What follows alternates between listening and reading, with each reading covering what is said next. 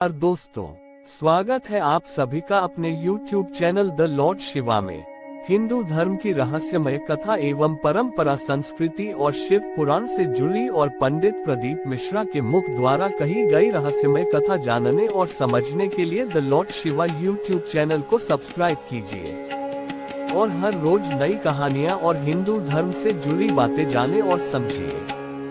धन्यवाद। शिव महापुराण की कथा कहती है, ऐसा कोई संसार में जन्मा ही नहीं जिसके जीवन में दुख ना आया।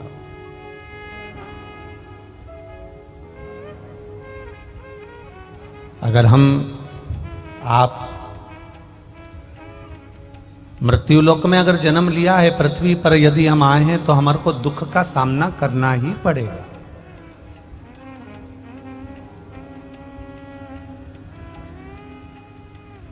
भगवान राम भी अगर इस मृत्यु लोक में आए हैं तो उनको भी दुख का सामना करना पड़ा।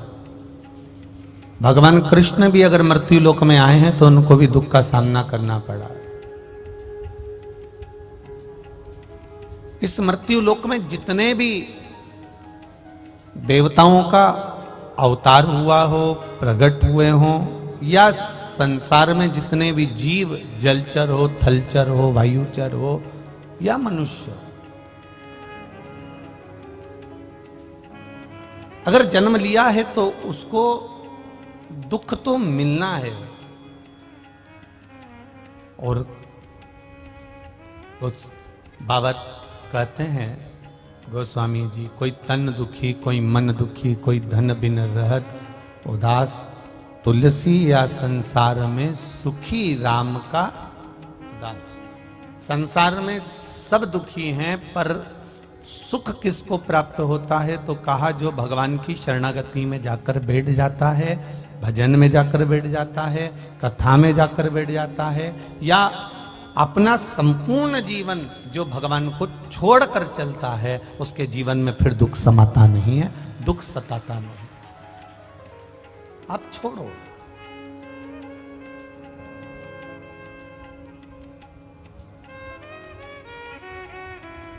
हम दुख को अपना मान रहे हैं, इसलिए दुख हमें अपना लग रहा। जिस समय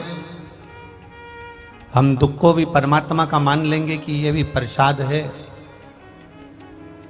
ये उसने दिया है, तो कुछ सोच कर दिया होगा, कुछ समझ कर दिया होगा। और हम ये मानकर जब अपने दुख को झेलना प्रारंभ कर देते हैं, कार्य करना प्रारंभ कर देते हैं, तो परमात्मा भी सोच लेता है कि आपको पहले कथा में कहा, एक आध बार आपने स्मरण किया होगा कि उसके मंदिर में जब जाओ, भोलेनाथ के चरणों में जब जाओ, मेरे त्रिकालदर्शी के पास जब जाओ, मेरे शंकर के मंदिर में, शिवालय में जब जाओ, आपसे पहले भी कहा, आज भी कह रहे हैं कि प्रसन्न होकर जाना, मुस्कुराकर। दुख कितना भी बड़ा हो, तकलीफ कितनी भी हो, कष्ट कितना भी हो,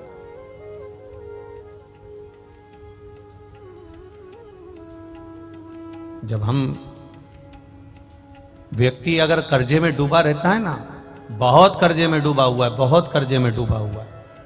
और कर्जे में डूबा हुआ व्यक्ति जब बहुत किरीच वाले कपड़े पहनकर, बेहतरीन मुंह में पान मान खाकर, चाबी का छल्ला घुमाते हुए,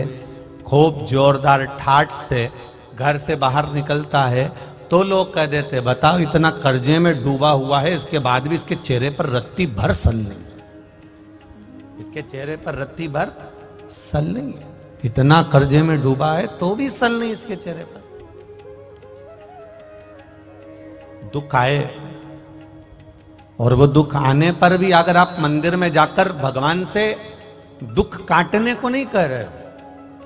आप शिवालय में जाकर भगवान शंकर से ये नहीं कह रहे हो कि मेरा दुख काट देना, आप तो शिवालय में जाकर केवल एक लोटा जल देवादिदेव महादेव को समर्पित कर रहे हो, तो भगवान देवादिदेव महादेव से जगत जननी जगदम्बा खुद कह देती हैं, माता पार्वती, कि इसको इतना दुख है, इतना कष्ट है, इतनी तकलीफ है, इसके बाद भी इसके चेहरे पर मुस्कुराहट है। तो शंकर भगवान भी कह देते हैं, अगर ये मेरे मंदिर में मुस्कुराते हुए आया है, तो अब इसका दुख मैं काटूंगा, ये मुस्कुराता ही रहे, ये मुस्कुराएगा।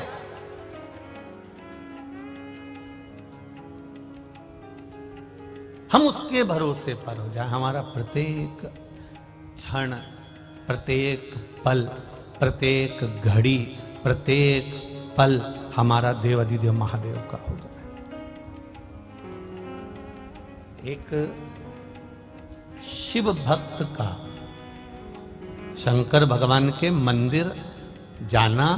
शिव जी को एक लोटा जल चढ़ाना, उस मंदिर से वापिस आना, मंदिर पर गए, आपके चरण में, आपके शरीर में, आपके कपड़ों में मंदिर की रज, शिवालय की रज, शिवालय का कंकर, शिवालय की धूल आपके शरीर में जब लगती है और वो धूल लगे हुए आप जब घर में आते हो, शरीर में कहीं ना कहीं चढ़ाए हुआ जल का छींटा लेकर आप घर में आते हो, या कहीं मंदिर के अंदर थोड़ा बहुत कीचड़ हो रहा है, गीला हो रहा है, उस कीचड़ लगे हुए पांव से, उस गीले पांव से आप अपने घर में आते हो, तो भी हमारे घर में आने से हमारे पवित्र घर का आनंद अपने आप बढ़ जाता है, उसका सुख प्राप्त हो जाता है। कितना सुंदर संवाद एक अगर आपको आज की यह कथा पसंद आई हो तो हमारे YouTube चैनल को सब्सक्राइब अवश्य कीजिए और बाजू में दिए गए बेल आइकॉन को अवश्य क्लिक कीजिए और कमेंट कीजिए। ओम नमः शिवाय।